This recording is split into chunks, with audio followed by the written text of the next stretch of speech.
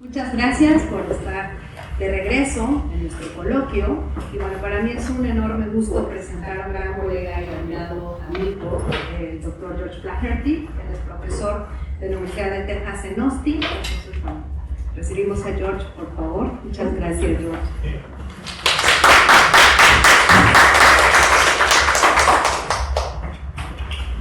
Bueno, no presento gafas de sol. Bueno, un placer estar con ustedes, un grupo de colegas distinguidos y también amigos, y pasar un tiempo juntos, charlar, chismear un poco.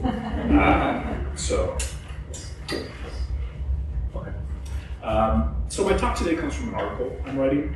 It's on the relationship between skins and other kinds of surfaces in post-war bureaucratic modernist architecture in Mexico City, adaptive reuse, and performative counter-monuments in the wake of national traumas at Tlatelolco.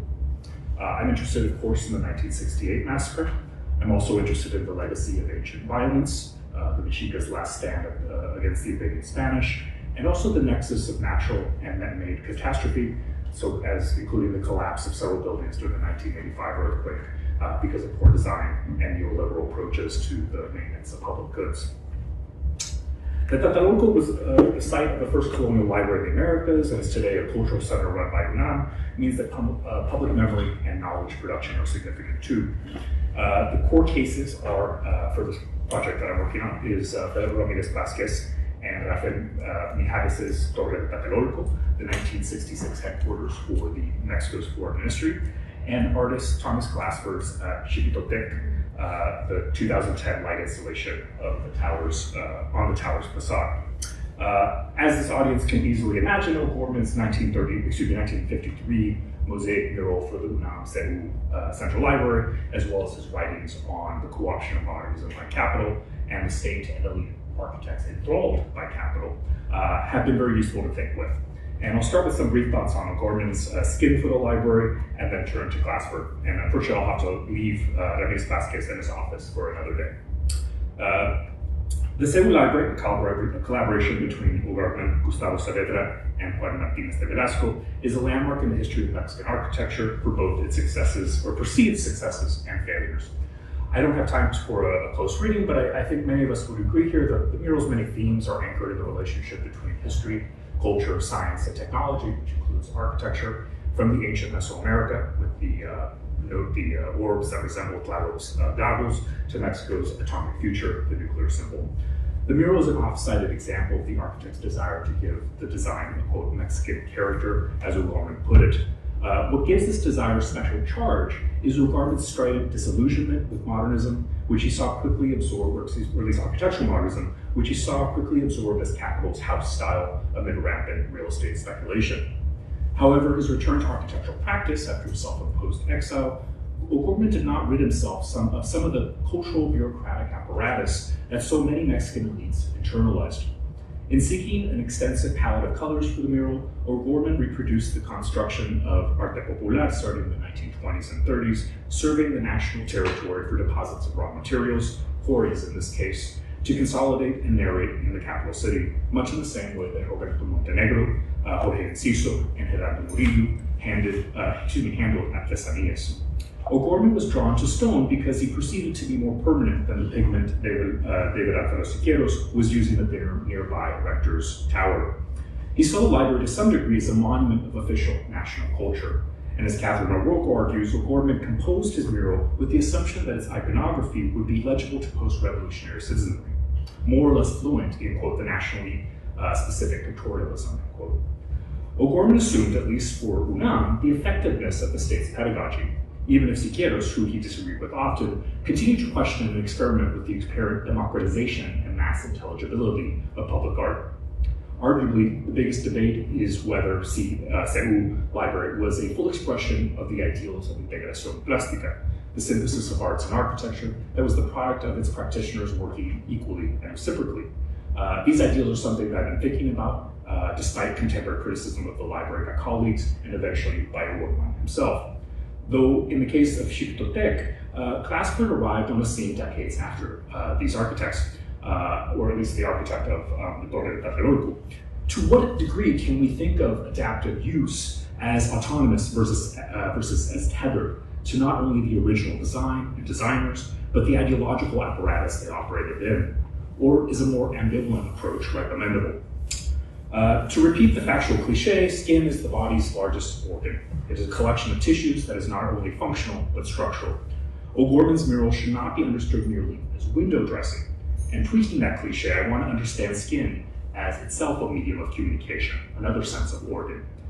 In this way, the library's largely windowless envelope and its highly decorated skin might serve as an allegory for tensions between the black box of governance and finance in post-war Mexico, and gestures and performances of statecraft and official culture.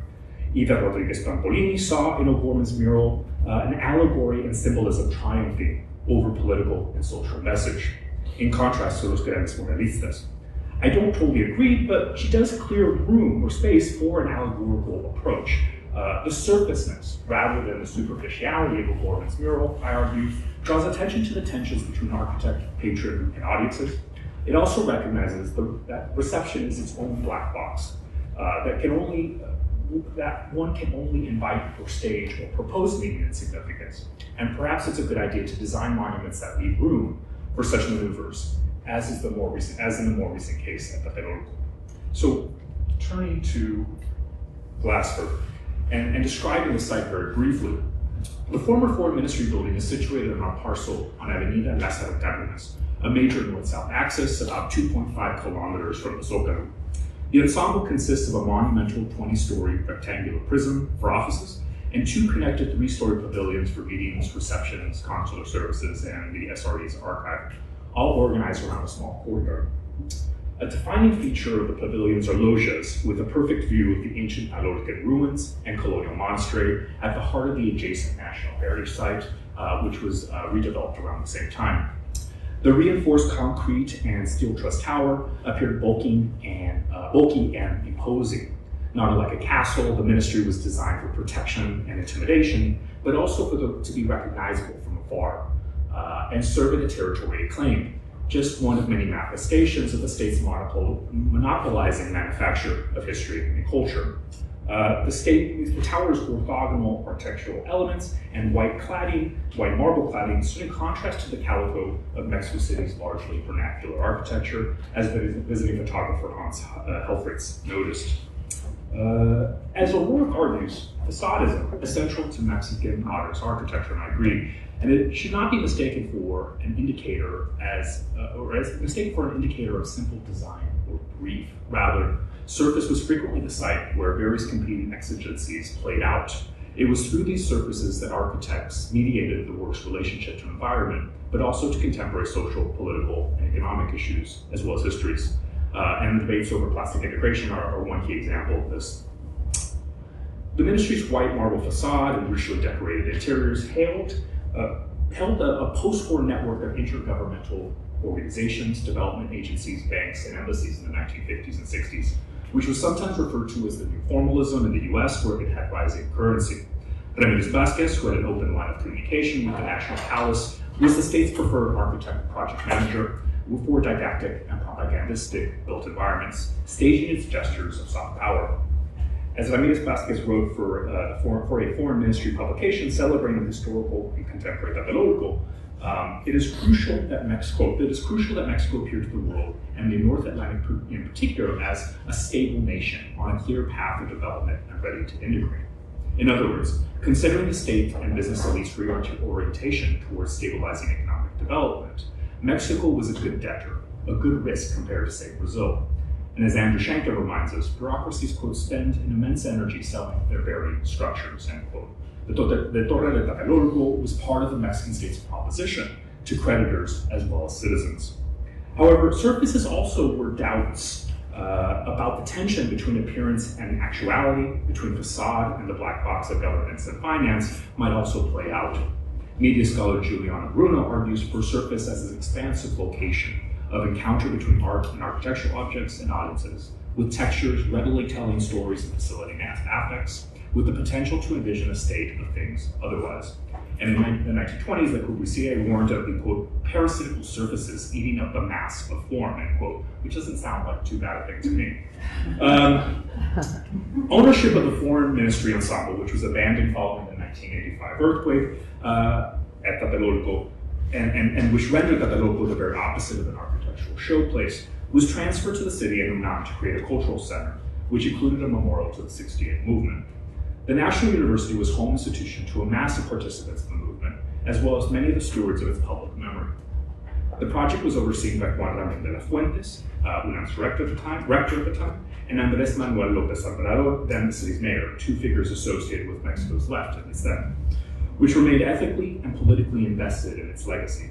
UNAM proceeded with an adaptive reuse project that preserved much of Ramirez Vázquez's and company's original architecture and interior design. However, it implemented various strategies to grant a site associated with statecraft and violence room for new social meaning and significance. For the memorial, the center's founding director, Sergio Raúl Arroyo, assembled a team that emphasized the display of ephemera, audiovisual testimony from survivors, and open-ended understanding of 68 overall, that invited generations or subsequent generations to take part in an ongoing process of remembrance and critical knowledge production. Center leadership also commissioned artists to create site-specific works of art, public art, many with counter or anti-memorial orientations, with several intervening on the ensemble's skin. Among the artists were Rafael Rosano Emmer, Enrique Jezik, the collective Tercer Quinto, and Glassford. Collectively, they explored ways to negotiate monuments associated with authoritarian regimes without dispensing with the monument completely. That many of these actions were temporary or involved, as in the case of Tercer Quinto's, deinstalling the national seal and then reinstalling it with little or nothing to show for it, speak of minor utopias that recognize the possibility of return and repression. They did not trumpet heroic or romantic resolution and triumph. Be it the recouping its legislative plurality in 2009, or the presidency in 2012, or the celebration of political anniversaries in 2011, which refried official culture, sometimes with the help of lights and fireworks, I'm sure most of us remember that. Glassford Xiquitotec was arguably the most widely visible and impactful of the interventions of the Tlatelolco.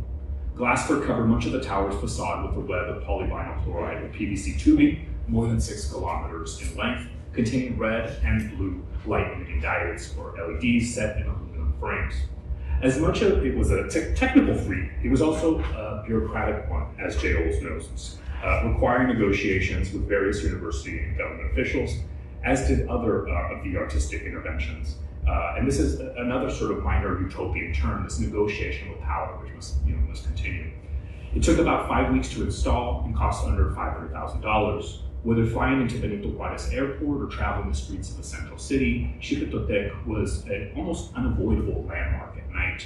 The New York Times pronounced, quote, apartment windows, cars, and even dirty puddles all seem to attract and reflect the light, end quote. Arroyo described the installation as a lighthouse that marks the route towards culture and the humanities, and, quote, a sign of life at the Tlatelolco, end quote. Given the long-standing metaphoric relationship between intellectual pursuits and light, as well as the site's histories of violence, Arroyo was keen to frame Xiquitotec in terms of elucidation and regeneration. However, there are other dimensions to the installation that are worth considering, especially if we want to understand the complexities and contradictions of counter-monument making in the context of adaptive reuse. Glassford's title refers to the Mexica deity of regeneration through violence, whose worshippers were said to wear the skin of sacrificial victims. Xiquitotec is translated from the Nahua as Our Lord, the Flayed One. The red and blue lights of the installation recall the color palette of a pre-Hispanic codex, as well as arteries and veins.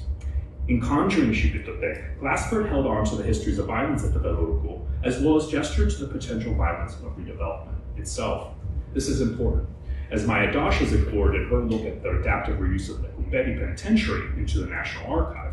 Revanchist interests sought to reclaim the narrative of Lecumberri from the activists who used it as a symbol of state excesses and as a node of resistance in 1968 in its wake. Controlling the narrative is, I don't think, at the core of the installation's concept, however, or at least what I want to argue. Xiquitotec's design was also inspired, according to Glassford, by quasi-periodic crystals. quasicrystals, as they're referred to, exist in nature as the crystalline substructures of atoms. They are ordered but not periodic, meaning that they can fill any space, but they lack translational symmetry. In other words, they are expansive but do not perpetuate their original dimensions. They can move and rotate based on new parameters. In other words, quasicrystals are adaptable rather than entrenched. This open design recalls one of the 1968 movement's great political philosophers, José Revueltas. Following the Tlatelolco massacre, the writer and renowned professor went into hiding. He was eventually captured by state security forces and imprisoned at Lecumberri for 2 years before forced into a show trial. Through his experience, Revueltas continued to write, including this passage, quote, "The books are us, each one writing on our own skin. Tlatelolco, we will keep on writing it. It is a history that will never finish because others will keep on writing it. A specter haunts Mexico, our lives. We are Tlatelolco," end quote. Revueltas' image of writing on one's skin gestures to the realities of his and others' confinement, as well as to the renewable yet indelible aspiration of the left's public memory project. In his other writings from the period, Revueltas called for autogestión, which points to the relationship between self-learning and self-governance, a kind of political autonomy, as well as an independent cultural production. Autogestión stemmed from his larger theory of cognitive democracy, a democratization of knowledge diverging from the state's claims of historical and cultural monopoly. Returning to the quasicrystals, they have inspired architecture from at least the 15th century, if not earlier, and they weren't especially understood or well understood in the West until the 1970s. Glassford designs evokes Moorish tile work as seen in the Iberian Peninsula, but also in the Americas, like Mexico City. Interestingly, Ramirez Vázquez wrote about Moorish influence in Mexico in 1996. With unusual capaciousness and sensitivity, he wrote, quote, "The Islamic sense of space within architecture produces intense feelings of surprise since, to a certain point, it is a dynamic art which expresses movement and breaks visually with its own physical limits through the continuity of its surfaces and the dematerialization of the structure. Islamic architecture is a powerful stimulus which speaks to the senses," end quote.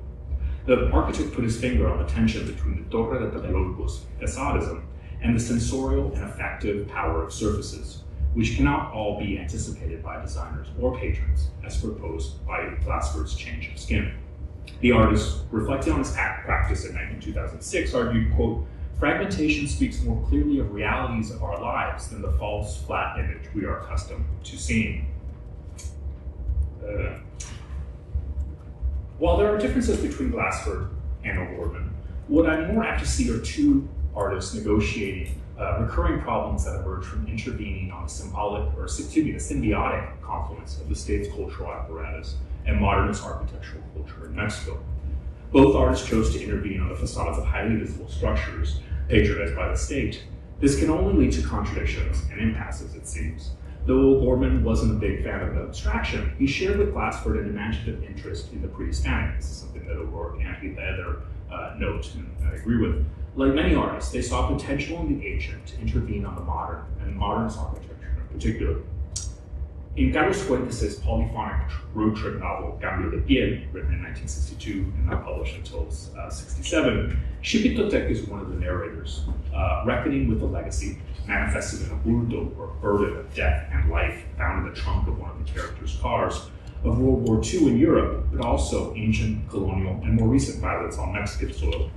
In the novel's conclusion, Fuentes describes a scene of great darkness, and, quote, "The closed trunk inside, which lay a new skin to rot, instead of the skin you have saved from rotting."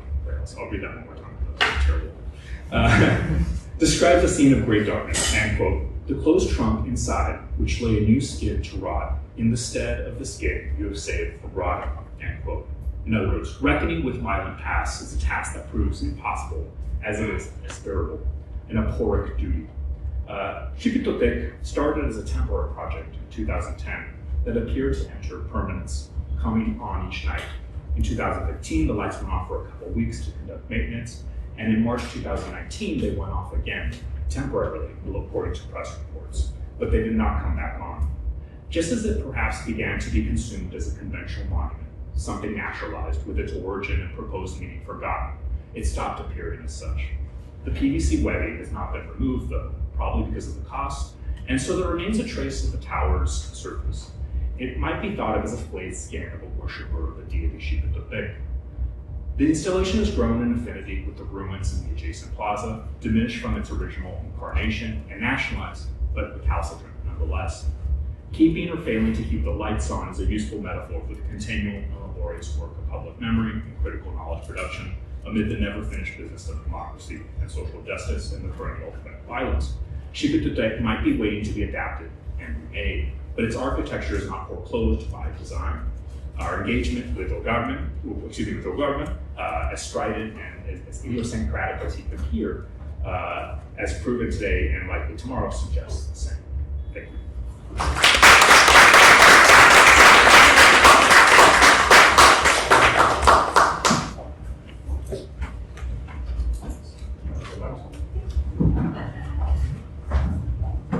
My long history of terrible readings of pictures.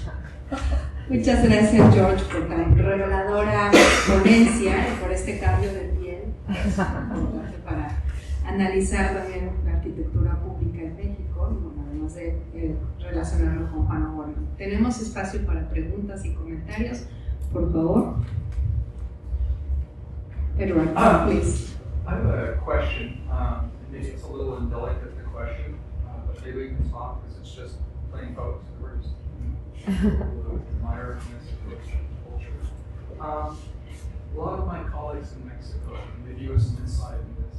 I guess the question is really the mythology of the kind of individual genius. And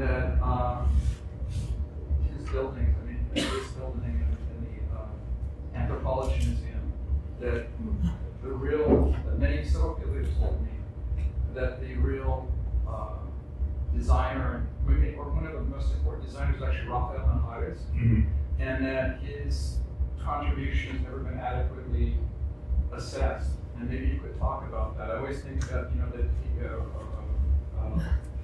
Ramirez Vázquez has tremendous political skills, and maybe his actual role, especially if you could in his work, talk about that. For sure, no. Ramirez Vázquez was a great political operator. I like to refer to him as a project manager as much as an architect. He, like I said, he had a line of communication to the president, and I do think we have an obligation as architectural historians to recover the contributions, which I think are major of Mijares. And I try to acknowledge him as much as I can, or at least when I try to shorten it to Ramirez Vázquez, I always say and associates and company, to always recognize the fact that so much of the work happened in his office. And it's a shame that those files are kind of available. I haven't tried lately, but I remember years ago that they were very interested in making sure that they were, whoever the editors are, they were going to make money off the sale of at least images that came out of that archive. I had something else that I want to say about that.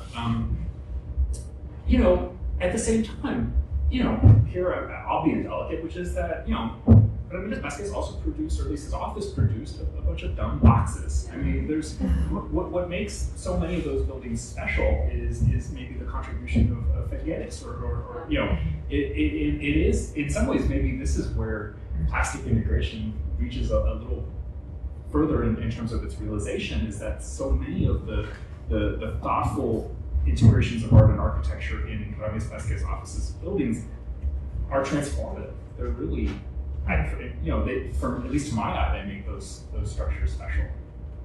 So, sí. En ese sentido, podemos pensar que Ramírez Vázquez más como un museógrafo, porque no sé si él hablaría de integración plástica, ¿no? Y bueno, me encantó tu noción de Tezcatlipoca y este lugar cerrado. Creo que es una cosa interesante que hay que volver a leer Cambio de piel. Creo que sí, es como muy interesante, y creo que también como un poco pensarlo en el contexto pues de esta revitalización surrealista, podríamos llamarle, ¿no? De Octavio Paz, no sé. Acerca de del cambio de piel y... Oh, just thinking of just kind of like the sort of the fantastical dimensions. Ajá. Yeah. Como una relectura de los mitos tradicionales.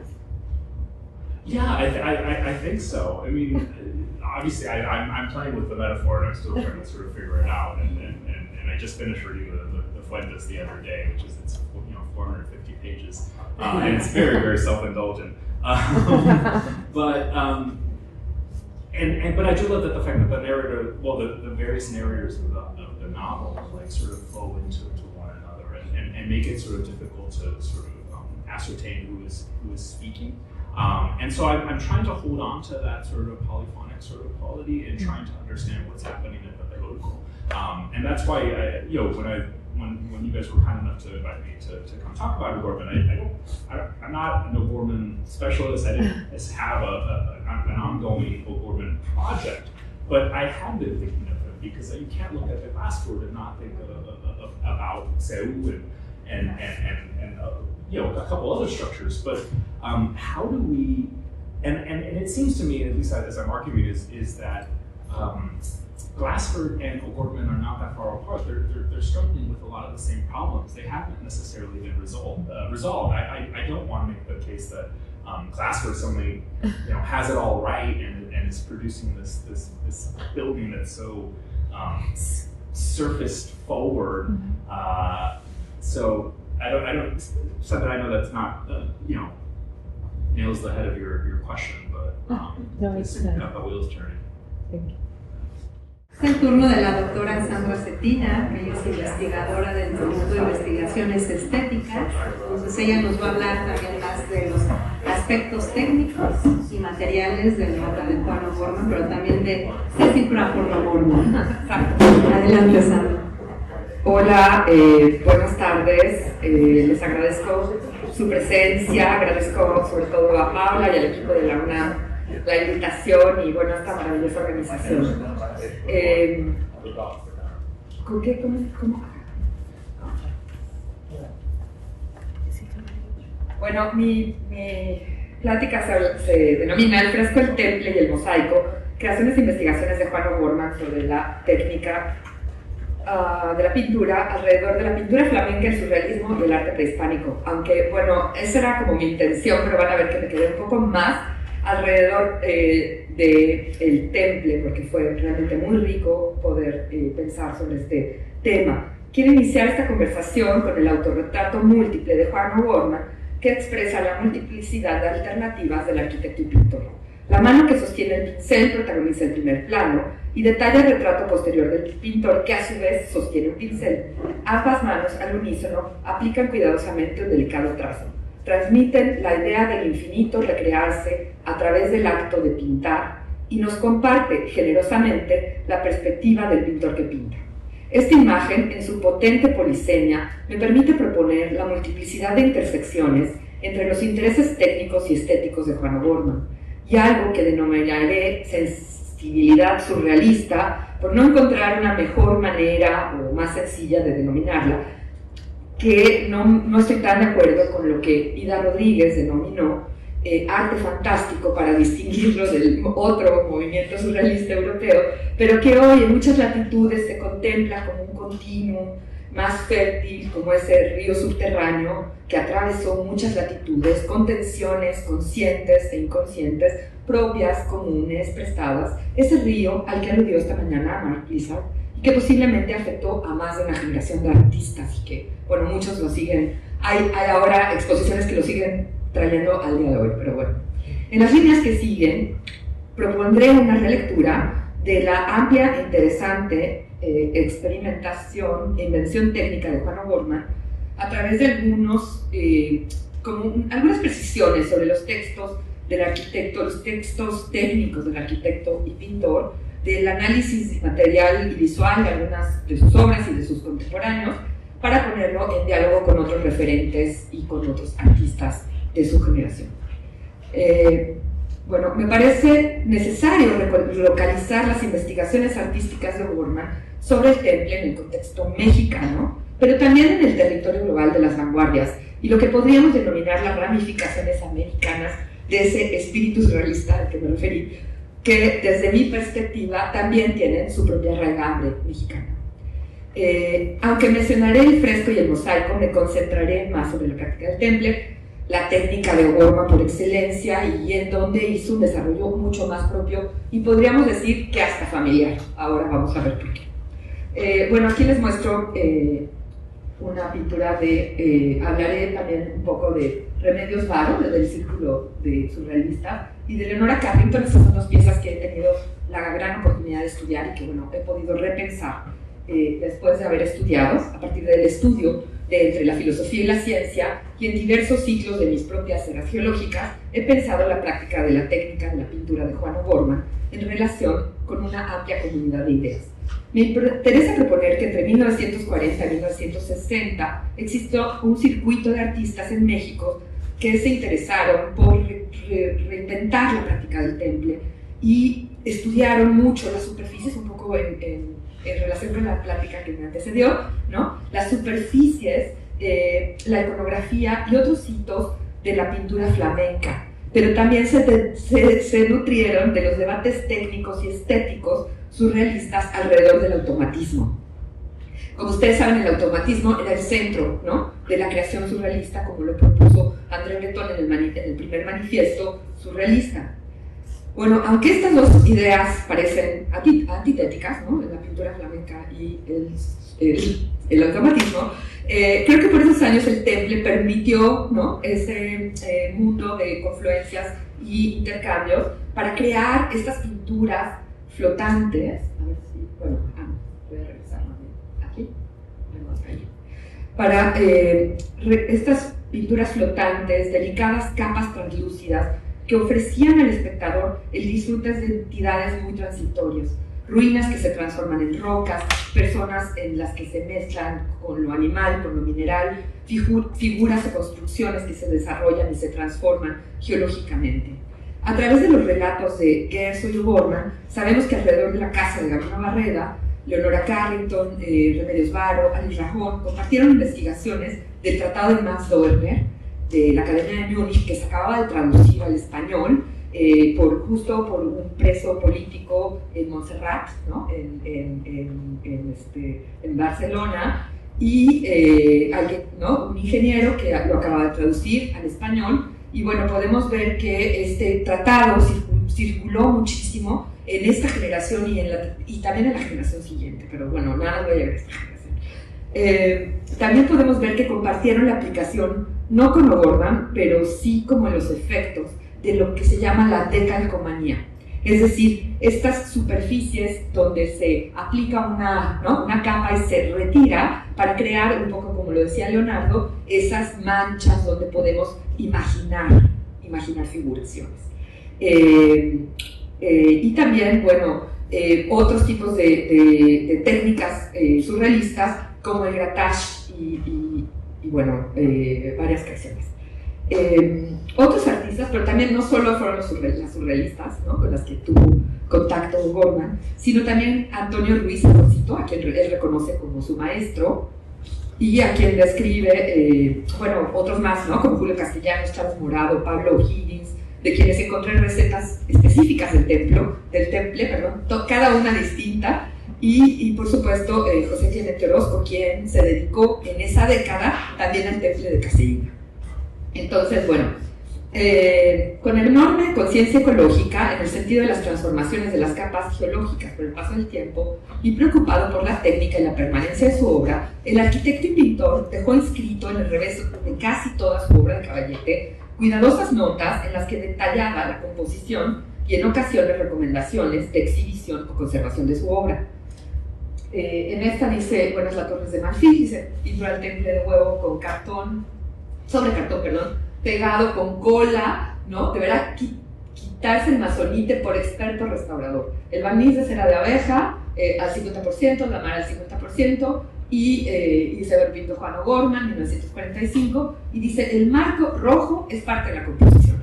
Claro que, bueno, a veces, aunque se los digan los artistas, bueno, siempre transformamos los objetos, y bueno, le quitaron el marco rojo, solamente hice una bellísima pintura que se encuentra en la colección de Banamex, hice solo una imagen para que pensemos cómo debió haber sido el original. Pero bueno, me refiero a esto porque sí es como muy interesante cómo hay toda una búsqueda de una estética flamenca, ¿no? Como se puede ver en esta obra muy claramente. Entonces, bueno, primero me gustaría, les quiero, esta parte de la estética flamenca y cómo tiene, esos puntos, ¿no? Rojos. Aquí, esta va a ser es un poco lo mismo que entre la filosofía y la ciencia, estos paisajes divididos siempre en dos mitades, como vimos en el propio mural de aquí, siempre está entre dos polaridades, en esas tensiones donde se resuelven sus piezas, ¿no? Y como decían, estas eras geológicas que se van transformando.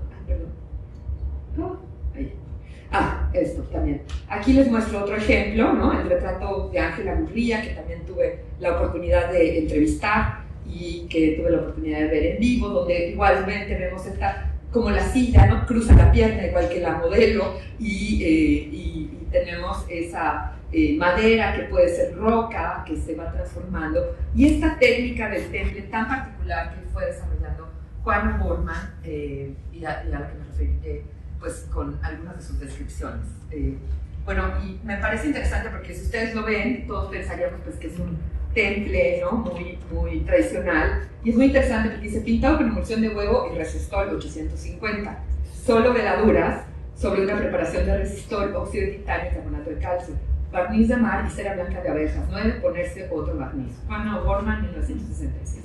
O sea, un poco también a donde quiero ir es que tampoco, ¿no? O sea, no hay algo puro, ¿no? En esto de la técnica, y justamente él se fue reinventando y creando su propia técnica del temple y cambiando para cada ocasión como así lo iba necesitando. Porque también se puede llamar temple, en realidad son emulsiones, y el acrílico también es una emulsión, ¿no? Es lo mismo en ese sentido que las emulsiones, que pueden ser de cera, pueden ser de huevo. No quiero entrar aquí a toda la parte súper, hiper técnica, pero solo mostrar, ¿no? Un ejemplo de los muchos que podemos ver.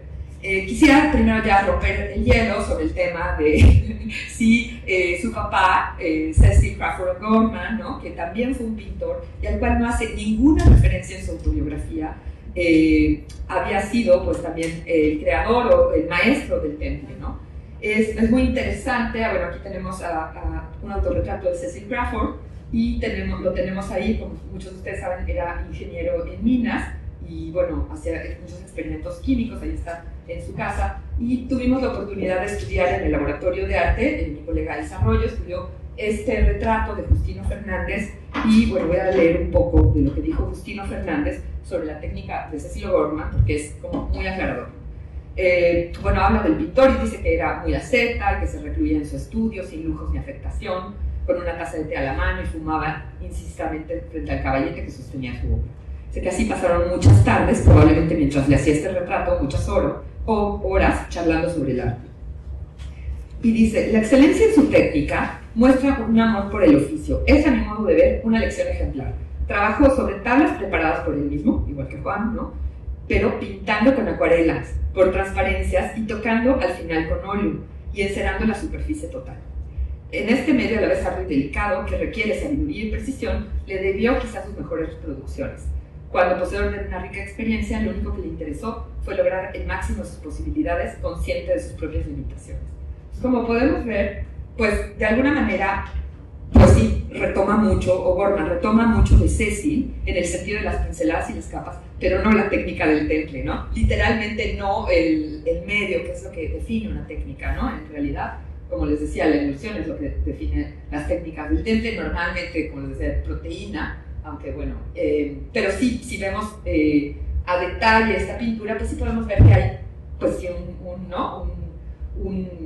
una misma escuela, podríamos decir, ¿no? O sea, un trabajo similar. Esos son los cortes transversales que hicimos un corte transversal realmente de esta pintura, donde pudimos ver que son capas muy ínfimas. No se ve nada. Se supone que se tendría que ver acá abajo, pero no se ve. Pero esta capita que ven aquí es la capa pictórica, que en realidad, como bien lo dice, son realmente puras pinceladas individuales que después cubren con la cera, ¿no? Este tipo de superficies, ¿no? Va a ser algo de lo que Juan O'Gorman va a buscar muy constantemente y también pues el mismo interés. Este es un óleo que es el único óleo que encontré de Juan O'Gorman, porque él mismo dice que detesta la pintura al óleo, porque se amarillaba. Su intención en realidad era muy sobre lo cromático, y en esa genealogía Juan O'Gorman se reconcilia con la genealogía de Diego Rivera. Los dos habían investigado la pintura de Georges Seurat y habían experimentado el puntillismo y las posibilidades de las mezclas ópticas. O'Gorman explica la manera en que lograba la pintura a través de veladuras. Bueno, les quería mostrar justo, bueno, aquí tenemos una evidencia justo que me proporcionó Daphne Cruz Porcini y Claudia Garay de la, no sé si pudieron ver la excelente exposición que se hizo en el Museo Nacional de San Carlos sobre Cecil O'Gorman, y vemos aquí a Juan O'Gorman en 1925, ¿no? O sea, mucho antes de que conociera a Antonio Ruiz ni a nadie, pintando, retratado por su propio padre, ¿no? Y realizando este retrato de la señora Elguero, que pintó, pues bueno, hacia 1925, y con ese marco muy interesante también, ¿no? Para esta historia de los marcos que tenemos que hacer algún día. Entonces, bueno, pero, bueno, ahí está un detalle. Esto también quería mostrarles, esto está en el Museo Frida Kahlo, y se supone que son unas pruebas de temple, porque Juan O'Gorman tiene dos textos que son los de donde he sacado las notas, dos textos sobre la técnica del temple. Y es muy interesante notar que él habla de que la única manera de conocer bien una técnica es probarlo uno mismo y ponerlo a inventarizar. Entonces, a mí también me gustaría, y en esta tarde lo que quiero es eso, proponerles esta revisión también de este diálogo muy intenso que tuvo con Frida Kahlo. Aquí podemos ver cómo está tratando de hacer también, ese tipo de veladuras y transparencias. Obviamente es sobre cal, entonces, bueno, no entiendo muy bien qué están haciendo, pero sí les quería mostrar, bueno, en la casa Frida Kahlo también está el tratado de Max Dorner, ¿no? Muy cerca de un libro sobre el Greco, y otros, ¿no? O sea, otros tratados. O sea, hay todo un interés por la tratadística, ¿no? Y por la investigación sobre un grupo de pinturas del siglo XIX, ¿no?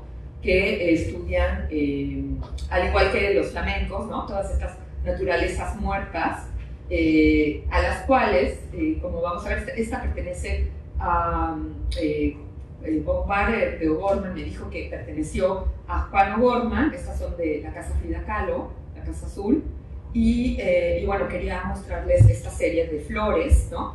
En las que Juan O'Gorman está haciendo una investigación, como les digo, ya no es solo una investigación técnica, sino también es una investigación estética sobre lo flamenco, pero que pasa por este lugar de la pareidolia, que le podemos decir a esa manera de imaginar cosas sobre las manchas, ¿no? Donde unas cosas se van transformando en otras. Como les digo, bueno, aquí pongo un ejemplo de Bozaert, ¿no? Pero hay muchísimas pintura flamenca donde además, bueno, es muy fácil ponerlas en diálogo, ¿no? Tanto en el colorido también de lo que está haciendo O'Gorman, y en esos pequeños detalles, ¿no? Que son las famosas vanitas, ¿no? Donde pues todos están en decadencia, ¿no? Los insectos. Y estas son dos pinturas de Frida Kahlo. La de la izquierda perteneció a Paulette Gobard, la de la derecha está en la casa Frida Kahlo. Iban a ser comisionadas para el Palacio Nacional. Es una historia muy interesante, pero bueno, lo que quiero que vean aquí es lo flamenco, ¿no? Y como todas las otras implicaciones, pues que yo le digo de inspiración surrealista, por no encontrar una mejor manera, ¿no? Que se supone que, bueno, hay quien ha interpretado que no se recibieron, que no las recibieron para el Palacio Nacional porque pues tenían ciertas implicaciones sexuales en estas frutas tan eróticas, ¿no? Entonces, bueno, eso, pero también la presencia igual de los colibrís y de las pequeñas mariposas, ¿no? Como o insectos, ¿no? Que son unas figuras muy bellas, me parece. Y bueno, solo quiero comentarles que O'Gorman, ¿no? Esta pintura de la naturaleza muerta que se transforma en otras, pues sí, en una ciudad, ¿no? Estas transformaciones entre lo humano, lo orgánico, lo erótico, no sé, y lo mineral, ¿no? Esta es de los años 40 y esta es de los años 70.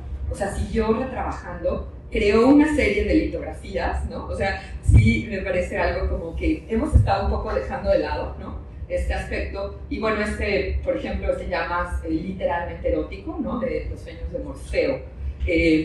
Debo decir que durante esta investigación también encontré, gracias a Wabre, me prestó un cuaderno donde Juana Gorman estudió en un circuito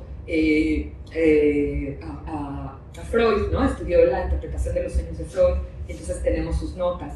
Entonces, bueno, creo que es algo que hay que replantearse, ¿no? Pues, como les decía, no sé si... esta es una pintura que Diego Rivera realiza después de la muerte de Frida Kahlo, de hecho también se encuentra en la casa Frida Kahlo, y, bueno, no es Atenge, es un óleo, y bueno, dice la niña Fridita Kahlo, la maravillosa, ¿no?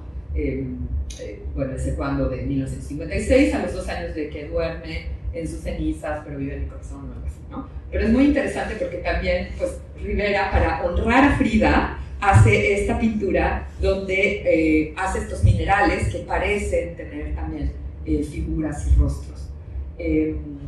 Y bueno, obviamente las referencias obligadas son ¿cómo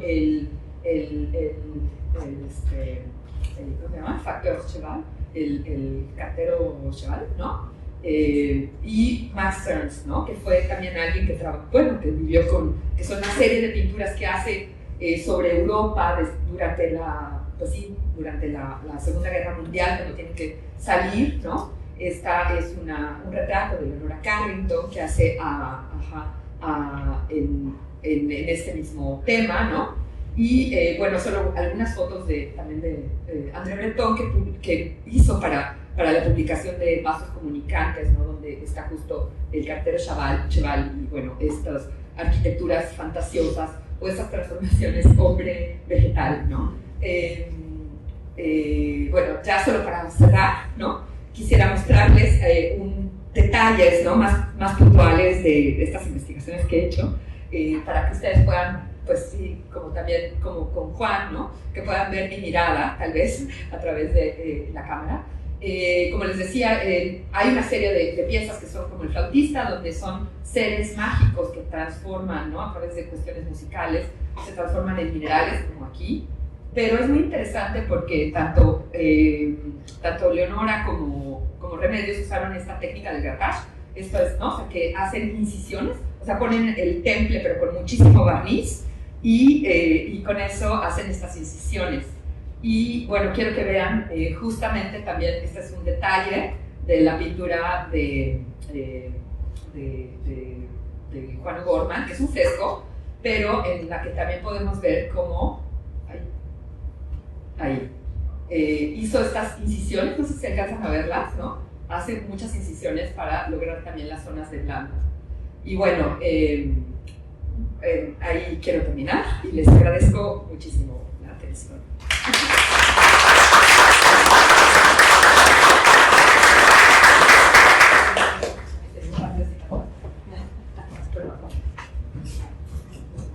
Agradecemos a Sandra su valiosa participación hablando de las técnicas, creo que eso hace falta, aunque también vamos a ahondar con ella con la siguiente participación, pero tenemos espacio para unas 3 preguntas quizás.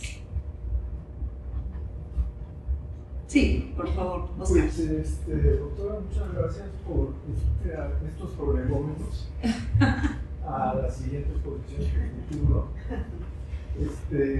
Cuando hablamos del arte flamenco nos referimos a Van Eyck. Pues ellos se refieren, es muy amplio, eso es una buena pregunta, y es muy amplio el término. Ellos usan desde el arte primitivo flamenco a estos flamencos del siglo XVII, que realmente ya es muy posterior y que están trabajando con toda esta serie, pues, de lupas, ¿no? O sea, que son el famoso libro del arte de la descripción, ¿no? ¿cómo se llama? Bueno, no importa, pero sí que ya son del siglo XVII, de la zona de Amberes, ¿no? Todas estas naturalezas muertas. Memling, ¿no? O sea, yo he encontrado muchas citas a Memling en O'Gorman, Y también él habla de Holbein, o sea, es muy amplio, ¿no? O sea, es como arte alemán, arte de Holanda, arte de, no, o sea, no es algo tan fijo. Y es interesante porque también es una categoría que ellos un poco crean, y un poco también es allá lo que voy. O sea, ellos crean, igual que Diego Rivera, crea una técnica del fresco que no existió en la antigüedad como tal, ¿no? O sea, él crea su propia técnica del fresco, también igual O'Gorman, y en colaboración con O'Gorman, ¿no? O sea, a O'Gorman le debemos los textos de la técnica de Diego Rivera, ¿no? O sea, también, sí. Sí. Cristina, ¿quién más? Sí. Viendo la investigación que hicieron, creo que en el laboratorio también la doctora Sierra, Sierra joven, bueno, no importa, había una investigación sobre los pigmentos de Diego Rivera. José Luis Rubalcaba. José Luis Rubalcaba, ¿no? Del Instituto de Física. Sí, Ajá. no importa. Bueno, es que también estaba un texto de la doctora Sierra que utilizó los pigmentos que dejó Diego Rivera. Y tiene las marcas y todo este rollo, ¿no? De dónde las compró, si eran francesas, si eran mexicanas. Quería saber si tú has indagado un poco sobre dónde conseguía los pigmentos O'Gorman, dónde compraba sus pigmentos, porque tiene toda esta descripción que es como el renacimiento, ¿no? De bate y huevo con ¿no? Entonces, La receta. Ajá. Pero no sé si los pigmentos, ¿dónde los conseguía? O sea, básicamente tú tienes... No, pues no tenemos muchos documentos de eso. Es que ese es el problema. Justo hoy estuvimos hablando con su hija, que parece que no hay como claridad de dónde quedaron muchos documentos, ¿no? Eso fue lo que nos comentó, porque sí le preguntamos, y pues es una tristeza porque pues O'Gorman sí era muy ordenado, ¿no? En todos sus aspectos, entonces cuando hay un buen archivo está todo, ¿no? Completo. Pero en el caso de los pigmentos no tenemos nada. De Rivera sí tenemos, y bueno, y él lo relata muy bien en la clásica del fresco. ¿De dónde, con quién los compraban? Es algo que tenemos que investigar, porque sabemos, por ejemplo, que Orozco tenía ahora sí que un dealer de pigmentos en Jalisco, ¿no? O sea, hay varios químicos, o sea, hay toda una cultura de la técnica, ¿no? Bueno, yo he estudiado mucho a José Gutiérrez, más bien, que es quien era el asesor técnico de David Alfaro Siqueiros. Entonces, pero hay que investigar más, ¿no? O sea, había en el Politécnico había un laboratorio de ensayo de materiales, ¿no? Para la pintura. Y había muchos, o sea, justo O'Gorman se habla de otro químico con el que trabaja, no lo cité ahorita, pero bueno, se habla, ya en la versión escrita vendrá como más datos así más puntuales, pero sí trabajaba con químicos, eso sí sabemos. Pero exactamente a dónde compraban los... Él habla de Casa Lefranc, que es la casa francesa, y que te puedo decir ahora que no son los mejores pigmentos. También habla de Winsor & Newton, que se le echaron a perder los suelos. Sí, hablaba mal, ¿no? Ahí tengo una pregunta también, antes de dar la paso al público, otra pregunta. Estas recetas que hace O'Gorman al reverso de los cuadros, ¿nos podrías hablar un poco más de eso? Si cambia mucho entre uno u otro. Lo del resistor se me hace muy interesante, si podrías profundizar un poquito. Sí, como dicen, es un área de oportunidad. Yo como he podido ver algunas pinturas, pero muchas veces las pinturas están como les ponen marcos por detrás, y creo que sí se merece hacer. O sea, yo hice un estudio de Juan O'Gorman, pero escogí realmente por la importancia iconográfica, el mural y por la importancia para la restauración, porque también él se metió mucho a la restauración. Estuvo comisionado en lo de Bonampak, vino con el Reto Tintori, o sea, hay toda una historia, pero no he podido ver tantas pinturas. Creo que es algo que se debería de hacer, o sea, que no está nada difícil, que es como, pues, revisar las pinturas de O'Gorman por el reverso. Y por favor, si tienen un O'Gorman, revísenlo antes, porque a lo mejor tiene algo en la dedicatoria, así de no le cambie el marco, ¿no? Algo que... ¿Alguna otra pregunta? Muy bien, Luis, por favor. Una de las cosas que hace O'Gorman en la arquitectura es que copia, o sea, directamente imágenes de libros. Ajá. Y los hace arquitectura. Y me imagino que O'Gorman, porque no fue a Europa hasta muy tarde en su vida, me imagino que siempre tenía como esa relación con libros donde hubieran visto material gráfico y entender las cosas que tú hablas, o sea, de una manera que no fue directa. Y si tienes como una idea de qué fue la traducción, si hay traducciones que son como, o sea, innovaciones por no tener el objeto como enfrente. Es lo que decía, también tuve la oportunidad de hacer el estudio de Gerson, Carlos Gerson. Y entonces justamente estuvimos viendo las fotografías que alguien tomó de la biblioteca. Bueno, yo las fotografías de bibliotecas son fundamentales y ellos tenían una gran cantidad de libros. Ahora, no fueron a Europa, pero vinieron a Estados Unidos, ¿no? O sea, también hay que ver eso. Y la otra cosa que yo pensaba es que ellos no fueron a las vanguardias llegaron a ellos, ¿no? También llegó como todo este contingente de personas con las que fueron además muy afines. O sea, eso es como, por eso hablo de esos ríos subterráneos, porque yo creo que hubo más comunicación de la que de repente, o sea, como que es algo que tenemos que dejar de ver como mundos separados, la Escuela Mexicana de Pintura y las surrealistas, ¿no? Porque no estaba operando así, ¿no? Ni para nada. Y son más bien como generaciones que están colaborando con preocupaciones, y por eso me parece tan interesante que sean estas entidades flotantes, ¿no? Que, bueno, algunos de los surrealistas le van a llamar los grandes transparentes, ¿no? Que es una noción que creo que funciona bien también para como, pues sí, como la cualidad matérica que están buscando. O sea, pero por ejemplo, el botillismo, o obviamente las fotos de los libros de la casa de Frida, ¿no? Que tienen los libros, es más hasta los mismos cuadros flamencos, ¿no? O sea, porque hay una gran diferencia entre ver una pintura, especialmente estas del 16, 17, o sea, porque tienen una cualidad que los libros obviamente no representan. Entonces, si él no las ha visto, ¿cómo traduce? O si hay mistraducción o hay como invención. Yo creo que hay invención y que sí viene también de la tradición familiar, ¿no?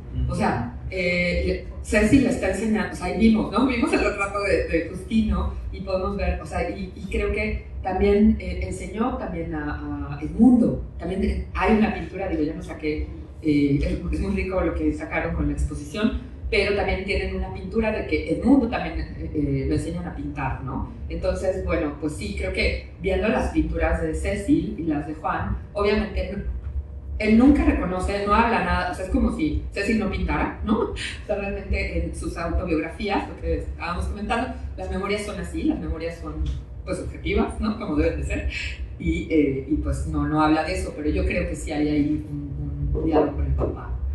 Solo voy a decir que además veían las bibliotecas de San Carlos, sí, que ahora están en la Biblioteca Nacional, el mismo San Carlos de la Facultad de Artes y Diseño, hay unos en la Facultad de Arquitectura perdidos de pintura que se traspapelaron y acabaron en arquitectura en CU, entonces también su banco visual, que era gigantesco, estaba en muchas bibliotecas más públicas que privadas, y quiere decir que Cecil seguramente tenía una biblioteca. Tenía una gran biblioteca, Y está documentado eso. Y acuérdense de que también está la colección de Pani, digo, no es la idónea, pero sí hay bastante pintura flamenca. Sí, pero sin duda lo veía en chiquito, como dices tú. O sea, bueno, había unos libros muy grandotes, pero eran contados y los veían en vivo. Y los libros a color también no eran. Exacto. Sí.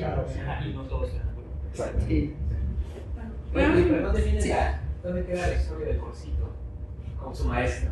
Es muy interesante, ¿no? Eso es muy interesante. ¿No? Lo documenta. Lo documenta, pero sabemos que el Corsito, y él mismo lo dice, que el Corsito terminaba sus obras al óleo, o sea, solo hace las bases al temple.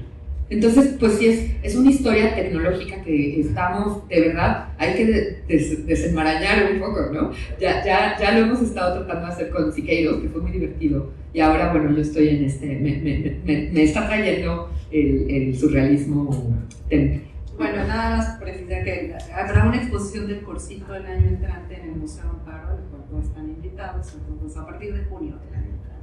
Y para poder ver hacer estudios técnicos y ver las obras más de cerca. Bueno, con esto terminamos. Muchas gracias, Sandra. Gracias. Y nos referimos al artista Óscar Aguilar Olea, que él nos va a profundizar sobre la técnica del temple. Entonces, bueno, todas estas preguntas más precisas, él nos las podrá contestar. Óscar, por favor. Muy buenas tardes. Sí, mi tema va muy ligado a lo que acaba de exponer la doctora.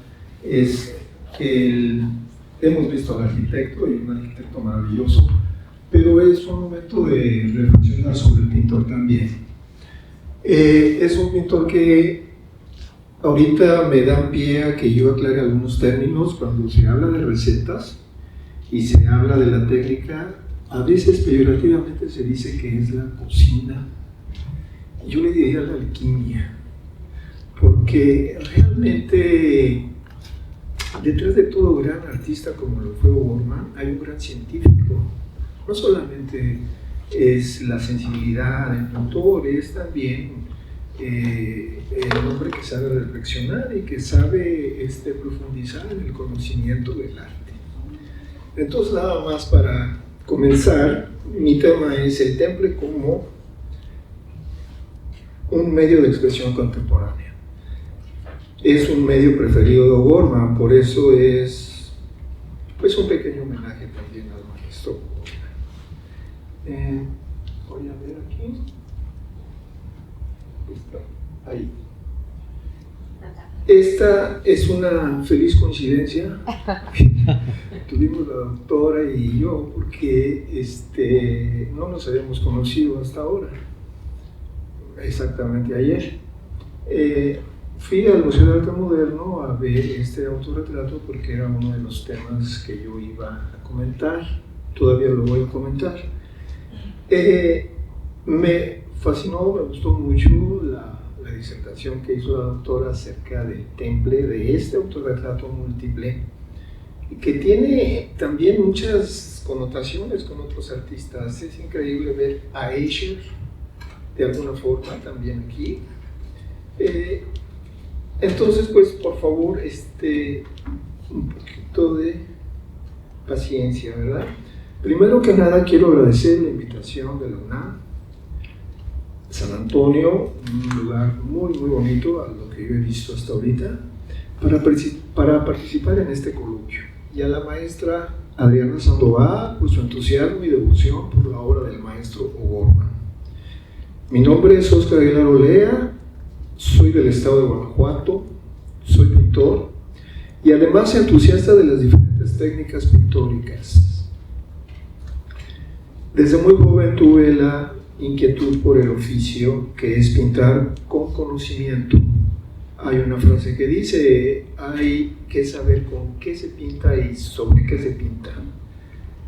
Atravesé la época de los 70s en la Academia de San Carlos, pasé por todos los sismos, los expresionismo, tachismo, geometrismo y todas las tendencias del arte de ese momento. Fui parte de un movimiento que se llamó el Grupo Suma, que de alguna manera llevó el arte a la calle. Es un momento que somos muy jóvenes y decidimos llevar el arte a la calle. Hasta la fecha de ese grupo emergieron grandes pintores que todavía hoy podemos ver. Gabriel Macotela, Santiago Rebolledo, y un sinfín de artistas que todavía siguen vigentes, siguen trabajando y siguen pintando. Quisiera extenderme mucho en este tema, pero creo que voy a ser muy breve para que demos paso a las preguntas. Hay infinidad de preguntas y cuestiones. Quisiera pedir una disculpa también por hablar en español. Yo no sé si esto es si hay personas que hablan más inglés o si lo logran entender, pero les prometo que en una próxima ocasión lo hablaré en inglés.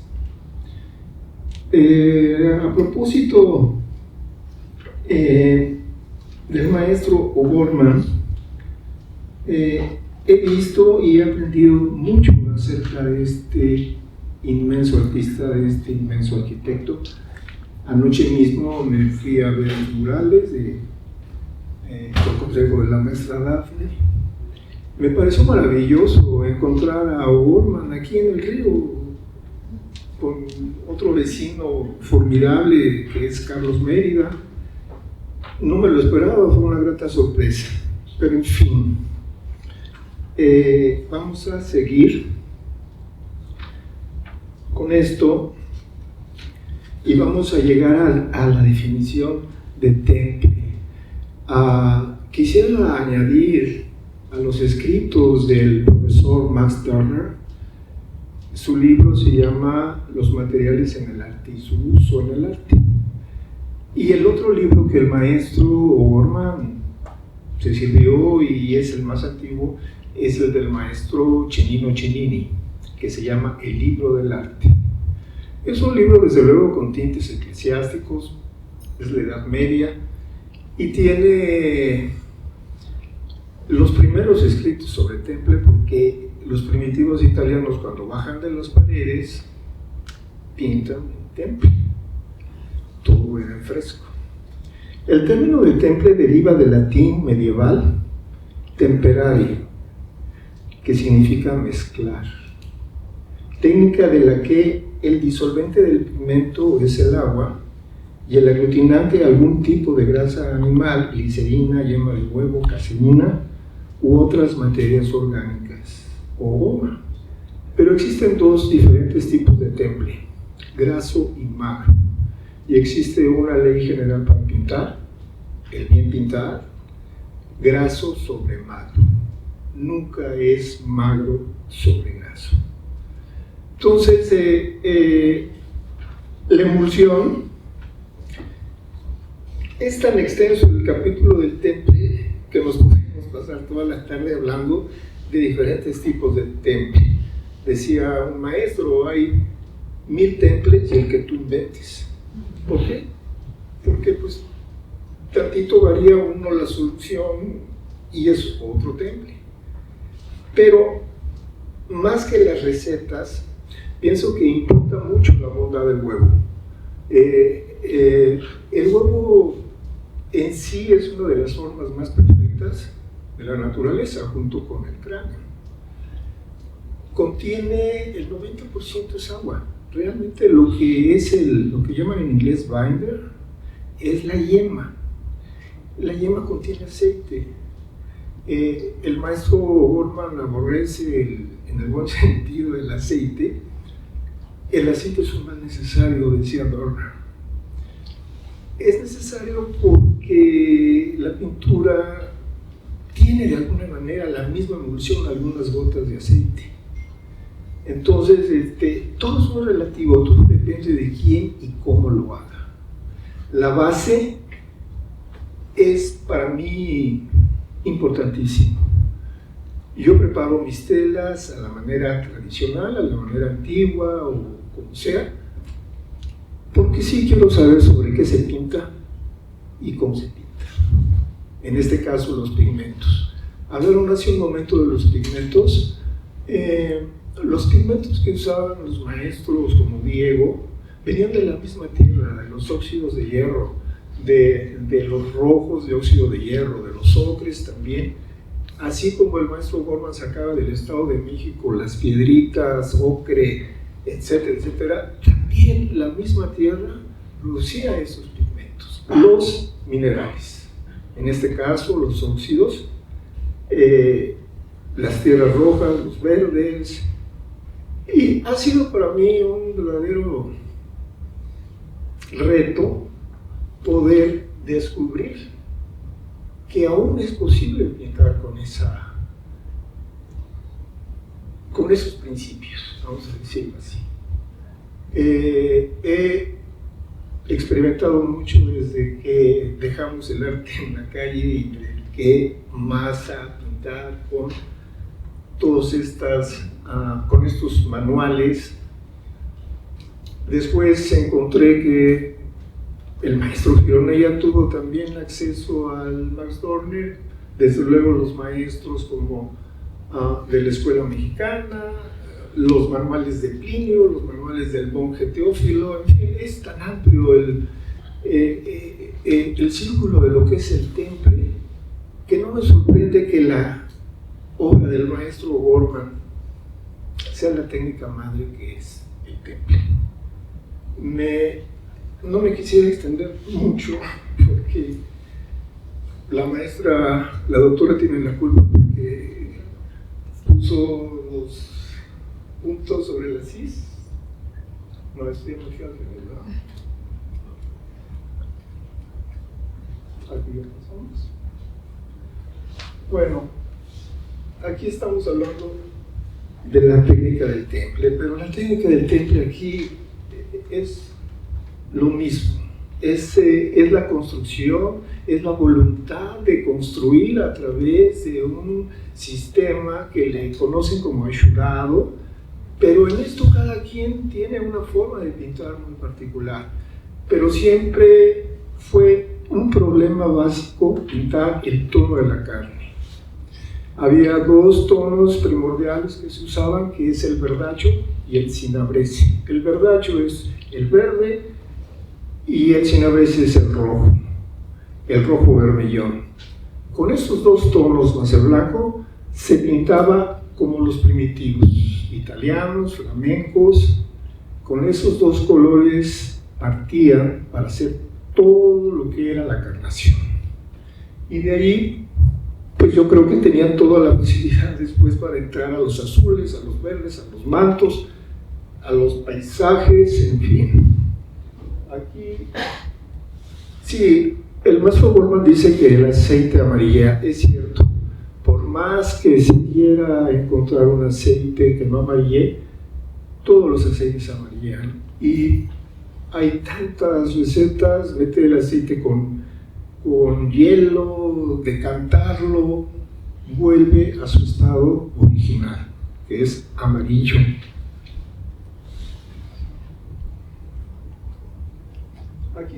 Aquí vemos la yema. La cáscara sirve como medida. Generalmente se usa, hay gente que dice, oh, de una vez voy a hacer 1 litro de temple usando 4 huevos y todo esto. No. Lo mejor es usar una emulsión fresca cada día, y he visto que se maneja el temple de manera muy arbitraria, culpan al temple que se cae, que se craquela, etc. Es porque tiene un rigor, tiene una disciplina usarlo. Se debe usar en capas muy finas y se debe preservar mucho la luminosidad de la tabla siempre, lo que se llaman veladuras. Aquí tenemos la yema, la resina y los elementos. Se hace una emulsión. Es importante cuando se hace una emulsión la adición de cada elemento. Primero es la yema. De hecho, muchos artistas quitan la membrana de la yema, desde luego ya desecharon la clara, añaden, muchos nada más el agua. Se dice que los italianos usaban nada más la yema, agua y la leche de la higuera como una forma de conservar la emulsión. Hoy algunos le ponen un poquito de alcohol o esencia de clavo, en fin, pero el frasco debe ser extremadamente limpio. Un frasco sucio hace que una emulsión se eche a perder el mismo día. Entonces, la asepsia en el temple es básica.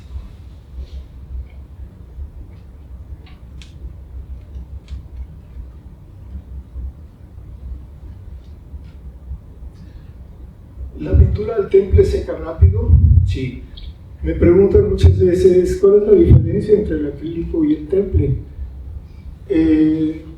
Pues del temple tenemos una comprobación que tiene más de 800 años y ahí está como nuevo. Los grandes primitivos, los flamencos, las pinturas están irreprochablemente en muy buen estado. No sabemos todavía de las resinas sintéticas qué va a pasar. A lo mejor pueden volver a su estado original. No sabemos, es muy joven todavía lo que se ha descubierto de las resinas sintéticas. Aquí venían las recetas. El soporte es importante. Generalmente se usa la tabla, porque puede, como el medio es el agua, puede perfectamente soportar lavados, restregados, etc. Muchos pintores usan o usaban en el pasado alumbre para endurecer la tela, para que pueda soportar lavados y pueda soportar todo lo que la espontaneidad y la creatividad del pintor requiere.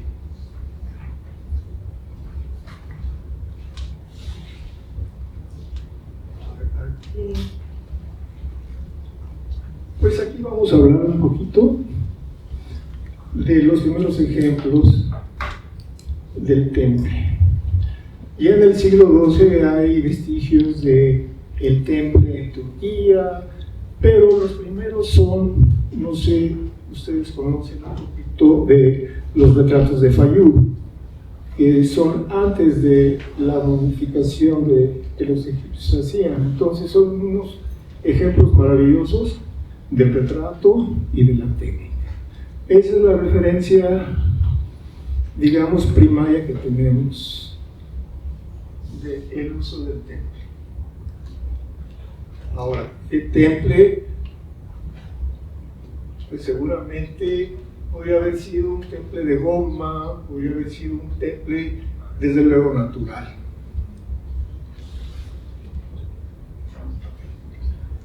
Yo quisiera que pasáramos a las preguntas para ir más concretos. Gracias, Oscar. Muchas gracias, Oscar. Estoy segura que habrá preguntas sobre la técnica, también para poder hablar y profundizar más sobre este tema de la técnica utilizada por Juan O'Gorman por mucho tiempo. Sandra, ya sabía que iba a ser tu primera pregunta. Me gustaría que nos contaras qué viste en el autorretrato, ¿no? Porque nos contaste que lo fuiste a ver, o sea, tú como pintor. Pues la primera impresión es de una pulcritud, es de una perfección técnica maravillosa.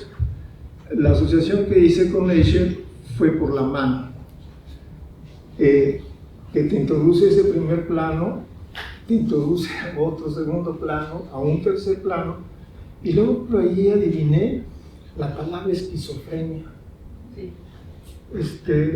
Como que es un cuadro lleno de símbolos, lleno de enigmas, que me atrajo tanto que todavía no puedo definir exactamente qué es lo que más me atrajo específicamente.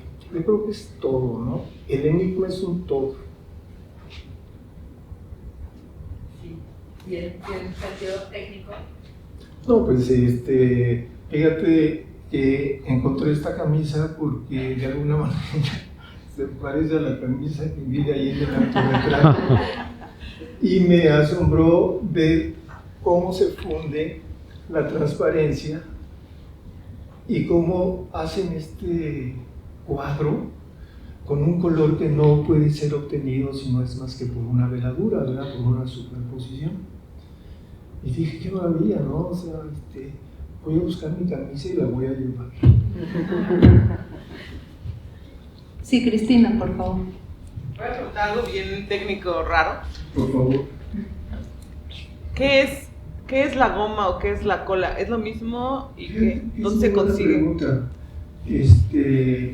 Estamos hablando del temple de huevo, pero hay temple de caseína, hay temple de cola, hay temple de goma, todo lo que aquello sea un aglutinante natural. Por ejemplo, pobrecitos conejos, pero la cola de conejo es un material increíble. Lo que yo pinto mayormente contiene cola de conejo. Casi todo lo que yo tengo es totalmente natural. O sea, lo manejo con agua, no uso trementina, pero trato de acomodar la técnica a mis fines. Hay un principio también muy importante de que cuál es en sí el temple, la emulsión, el que dos componentes que se repelen entre sí, que son como el agua y el aceite, se unen gracias a ciertas propiedades que tiene la yema. Entonces, por lo tanto, el disolvente es el agua. En el fresco es el agua de cal y en el temple sigue siendo el agua. Entonces, es maravilloso poder tener el cuadro en tu cuarto sin que estés oliendo trementina o cosas pues que actualmente son muy perjudiciales, ¿no? y siempre han sido. No sabemos, dicen, el blanco del plomo era muy venenoso y lo usaban mucho los venecianos, y sin embargo Tiziano vivió 100 años. No sabemos cómo sabe, y dicen que pintaba con las manos.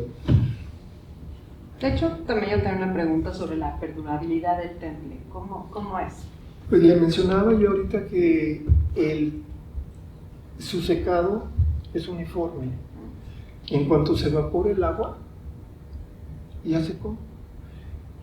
Pues el acrílico seca igual. Sí, seca igual. Pero uno es natural y el otro es sintético. No tengo nada contra lo que es sintético. Pero sí creo que su capa y su núcleo es mucho más sólido. Desgraciadamente a mí me cuesta a veces trabajo quitar lo que a veces quedó en la placa de peltre, y tengo que ir materialmente a agarrar casi allá arriba al lavadero con esponja y agua caliente y todo. Su fuerza adhesiva es muy fuerte. Muy fuerte. Sí. Muchas gracias. ¿Tenemos alguna otra intervención? Cristina, por favor. Perdón, otra vez. Última. Las pinturas de los interiores de las casas de Juan O'Gorman, las de los años 30, son al temple. ¿Cómo nos recomendaría usted tratar de restaurar esas casas? Porque ahora cuando se usa en la restauración, cuando alguien quiere restaurar una construcción de esta época, lo que se está usando es pintura a la cal, pero esto no es al temple, ¿no? Entonces, ¿cómo sugeriría usted como pintor? Pues mezclarle yema de coco al agua de cal. ¿Pero para una casa? Sí. Mucho huevo, sí. Incluso había un libro hace muchos años que alguien me mostró de que la última tendencia que había en Nueva York era pintar las paredes con cal, con huevo, y crear todas estas texturas